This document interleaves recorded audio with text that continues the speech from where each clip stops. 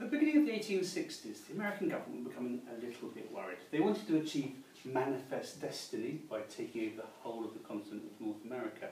And people from the United States of America had settled in Oregon and California. But the plains were still largely unsettled by whites. To the north, you had the British ruling Canada, to the south, Mexico. And there were fears that either Britain might come down and settle on the plains, or Mexico might come up and take the plains. And so the American government were very keen to get Americans living on the plains so they could claim it for themselves. So in 1862, it passed a law called the Homestead Act, a homestead being a small farm. And the Homestead Act said that if you went and built a house on the plains and farmed there for 5 years, you could get 160 acres absolutely free. Well, for many people in America, this was a very tempting proposition, especially when the American Civil War ended in 1864. There were lots of soldiers with no job and nothing much to do who wanted a fresh start. Also, because the North was victorious in the American Civil War, slavery was abolished, so suddenly these slaves were freed and many wanted to make a new start.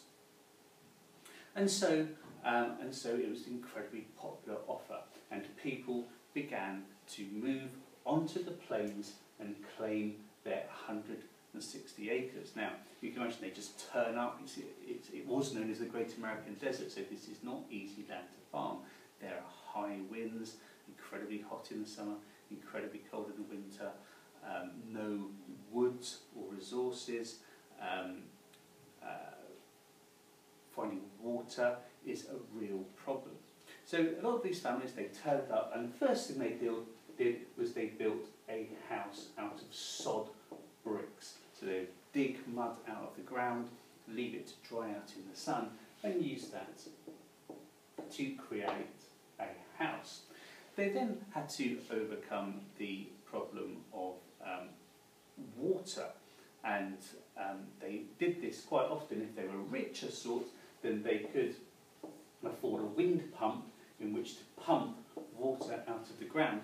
Otherwise, they did use a technique called dry farming, where they would turn the soil, when it rained, they would quickly get out with their spades, turn the soil over and trap the moisture into the soil. Very few crops would grow in such extreme conditions, but many foreigners took advantage of the Homestead Act as well.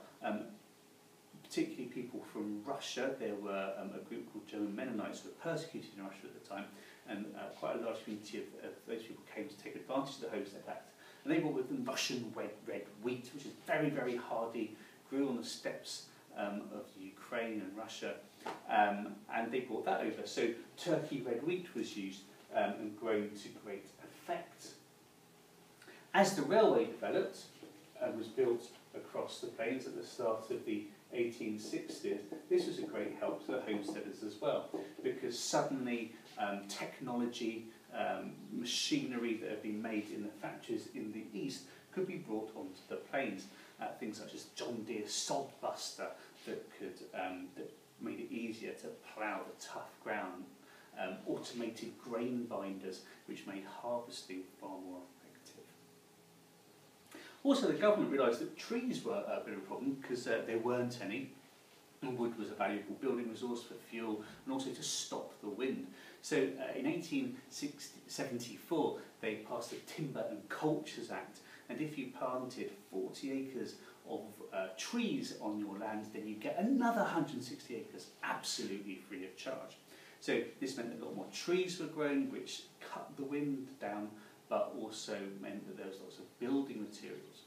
And as more homesteaders moved on to the plains, they began to form communities, and they'd club together with their money to buy the services of a teacher for their children, of a schoolmarm who had an incredibly difficult job with teaching children from lots of different areas, from far away, often in a sod house themselves, and these were often very sort of quite young girls in their late teens.